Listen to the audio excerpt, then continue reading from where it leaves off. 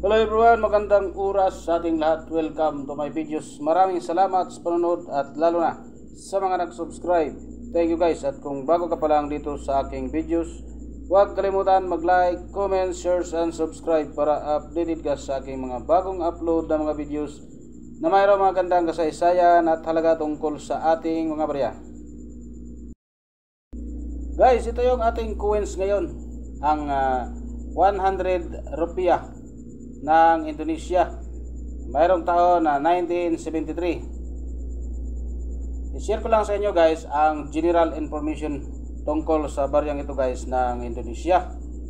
So tapusin natin yung video guys para malaman natin ang tungkol dito sa baryang ito guys. Ito yung kanyang general information guys sa ating 100 rupiah coins ng Indonesia.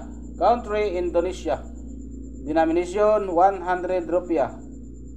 Year of issue 1973. Type circulating commemorative coin. Composition aluminum bronze. An alloy of aluminum and copper and sometimes nickel. At meron siyang timbang na 16 grams. Diameter naman 34 mm. Thickness approximately 2 mm. Ang shape round. Age smooth. Obverse design featuring the Garuda Pancasila, Indonesia national emblem.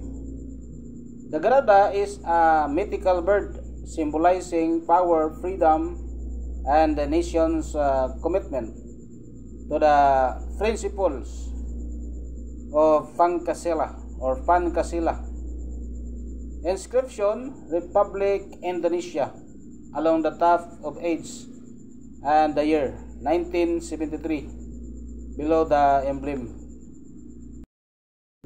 Reverse displays a depiction of a water buffalo, Cuervo, an important animal in Indonesian agriculture, symbolizing the nation's agrarian roots and hard work. The buffalo is central in rural traditions and rice farming, especially in Java and Sumatra. The denomination 100 rupiah is prominently inscribed below the buffalo. The historical and cultural significance era. The coin was minted during the New Order regime under the President Suharto. The 1970s marked a period of economic stabilization and modernization for Indonesia, making this coin a symbol of the transitional phase. Agricultural symbolism. Agriculture played a vital role in Indonesia's economy, politically, particularly in rural communities. The buffalo featured on the riverside under score the importance of the traditional farming methods and the country's reliance on livestock to flowing rice fields. Production and circulation maintains the exact maintains figure for the 1973 100 rupiah coin aren't widely available, but it was product in large quantities for circulation. Usage this coin was used primarily for everyday transactions during its time in circulation. However, its large size and weight made it somewhat impractical compared to later coins. Replacement, the 100 rupiah coin saw a limited use over the years. and was eventually replaced by smaller and lighter coins as the economy modernized. Condition, the uncirculated mint condition can fetch higher prices among collectors, typically ranging between $5 up to $10.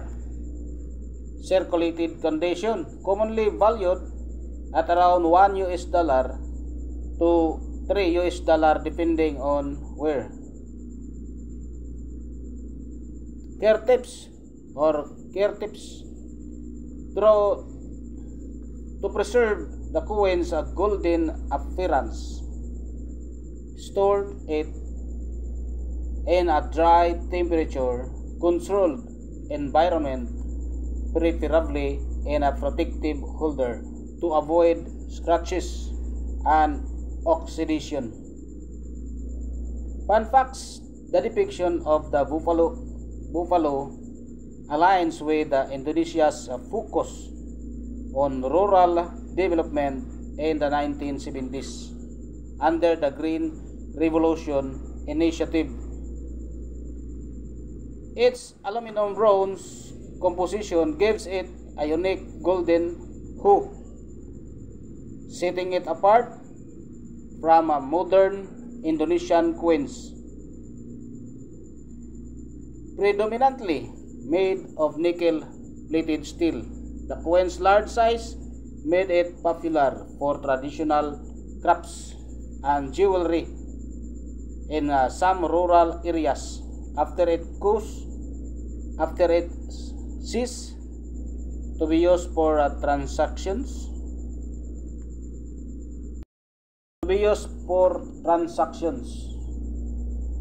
Dito tayo sa EV guys, mayroon ditong naka-display na $12.93 up to $63.